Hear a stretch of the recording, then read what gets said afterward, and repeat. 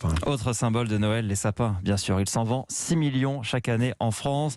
Pour l'instant, ce qui s'annonce, c'est uniquement la vente en click and collect. Commandez un sapin, venir le récupérer à l'extérieur devant votre supermarché ou devant la boutique de votre fleuriste. Mais la filière craint que ça ne suffise pas. Dans le Morvan, qui est l'une des grandes régions productrices, on est en plein dans la période cruciale puisqu'il faut couper en ce moment les sapins. Laura Tauchonov a rencontré à Montsauche-les-Sétons, dans la Nièvre, un exploitant un peu perdu face à ses 80 hectares de sapins.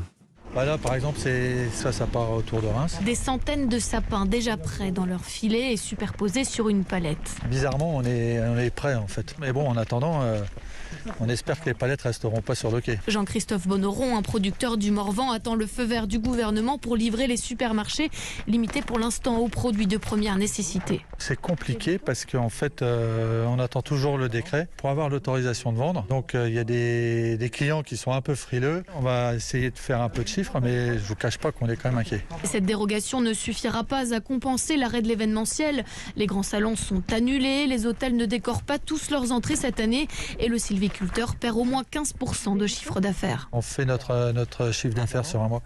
Donc on peut pas dire on va se rattraper en février, on va se rattraper en juin, c'est juste pas possible. Si on les vend ou si on les vend pas, il faut les couper quand même. Ça partira en déchets, en tritus, qu'est-ce que vous voulez faire? Mais Jean-Christophe Bonneron préfère rester optimiste et miser sur les particuliers et leur envie de célébrer les fêtes malgré le contexte sanitaire.